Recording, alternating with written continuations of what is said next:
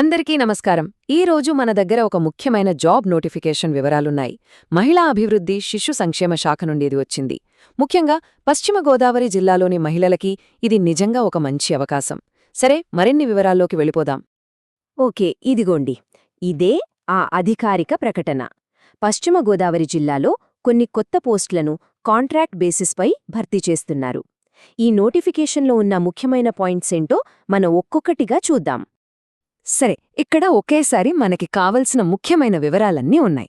అసలిది ఎవరికోసం, ఏ జాబ్సున్నాయి, ఎక్కడా, ఎప్పట్లోగా అప్లై చెయ్యాలి, ఇలాంటి బేసిక్ ప్రశ్నలకి సమాధానాలు ఇక్కడే దొరికేస్తాయి. దీన్ని బట్టి ఈ అవకాశం సరైనదో కాదో వెంటనే ఒక అంచనాకు రావచ్చు. ఇప్పుడు అసలు ఏ ఏ పోస్టులున్నాయి, వాటికి జీతాలు ఎలా ఉన్నాయో చూద్దాం. చూశారు కదా, మొత్తం 7 రకాల పోస్టులున్నాయి. సెంట్రల్ అడ్మినిస్ట్రేటర్ లాంటి లీడర్షిప్ రోల్ నుండి సెక్యూరిటీ గార్డ్ వరకు. శాలరీలు కూడా నెలకు 15,000 నుండి 34,000 వరకు ఉన్నాయి. కానీ గుర్తుపెట్టుకోండి, ప్రతి పోస్ట్లోనూ ఒక్కో ఖాళీ మాత్రమే ఉంది. ఈ సెంట్రల్ అడ్మినిస్ట్రేటర్ పోస్ట్ చాలా కీలకం. ఇది ఆ సెంటర్కు ఒక రకంగా హెడ్ లాంటిది. అందుకే అడ్మినిస్ట్రేషన్ అనుభవంతో పాటు కౌన్సిలింగ్ స్కిల్స్ కూడా అడుగుతున్నారు. ఇక కేస్ వర్కర్, వీళ్ళు చాలా ఇంపార్టెంట్ రోల్ ప్లే చేస్తారు. డైరెక్ట్గా ఫీల్డ్లో ఉండి మహిళలకి సపోర్ట్ అందిస్తారు. అందుకే వాళ్ళకి మహిళల సమస్యలపై పనిచేసిన అనుభవం ఉండాలంటున్నారు. సరే, ఇప్పుడొక ముఖ్యమైన విషయానికి వద్దాం. అసలు ఎవరు అర్హులు, ఏమేం క్వాలిఫికేషన్స్ ఉండాలి, ఆ వివరాలన్నీ ఇప్పుడు చూద్దాం. అన్నింటికన్నా ముందు ఏ పోస్టుకు అప్లై చేయాలన్నా ఈ 2 రూల్స్ ఖచ్చితంగా పాటించాలి. 1. అప్లై చేసేవాళ్లు పశ్చిమ గోదావరి జిల్లాకు చెందిన స్థానిక మహిళ అయి ఉండాలి. 2. వాళ్ల వయసు చెప్పిన లిమిట్ లోపల ఉండాలి. ఈ 2 ఓకే అయితేనే మిగతావి చూడాలి. ఇక చూడండి, ఈ టాప్ పోస్ట్ అంటే సెంట్రల్ అడ్మినిస్ట్రేటర్కు క్వాలిఫికేషన్స్ చాలా స్పెసిఫిక్గా ఉన్నాయి. లా గానీ, సోషల్ వర్క్, సోషియాలజీలో మాస్టర్స్ డిగ్రీ ఉండాలి. అదే కాక కనీసం 5 ఏళ్ల సంబంధిత అనుభవం కూడా తప్పనిసరి.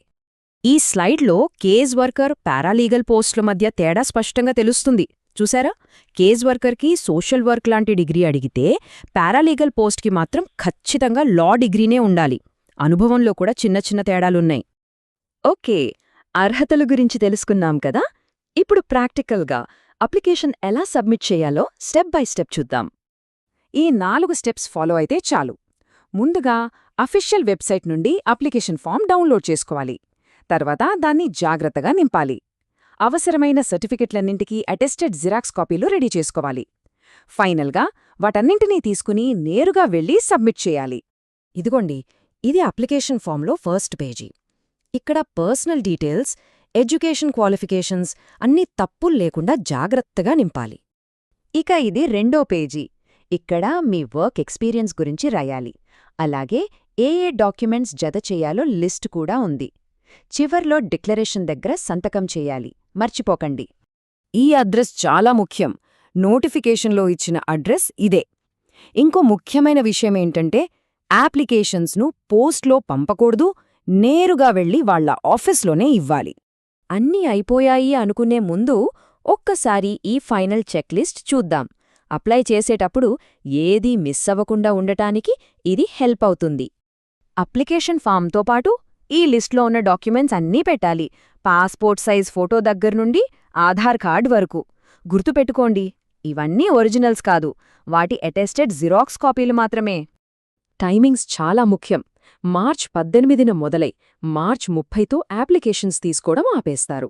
అది కూడా వర్కింగ్ డేస్లో సాయంత్రం 5 గంటలలోపే. ఆ తర్వాత ఇస్తే తీసుకోరు. ఈ డేట్ బాగా గుర్తుపెట్టుకోండి. మార్చ్ 30 సాయంత్రం 5 గంటలు. ఇదే లాస్ట్. ఆ తర్వాత ఒక్క నిమిషం ఆలస్యమైనా అప్లికేషన్ తీసుకోరు. కాబట్టి చివరి రోజు వరకు వెయిట్ చేయకుండా ముందే అప్లై చేయడం చాలా మంచిది.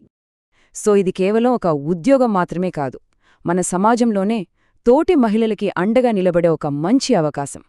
అర్హత, ఆసక్తి ఉన్నవాళ్లు ఈ అవకాశాన్ని తప్పకుండా ఆలోచించవచ్చు.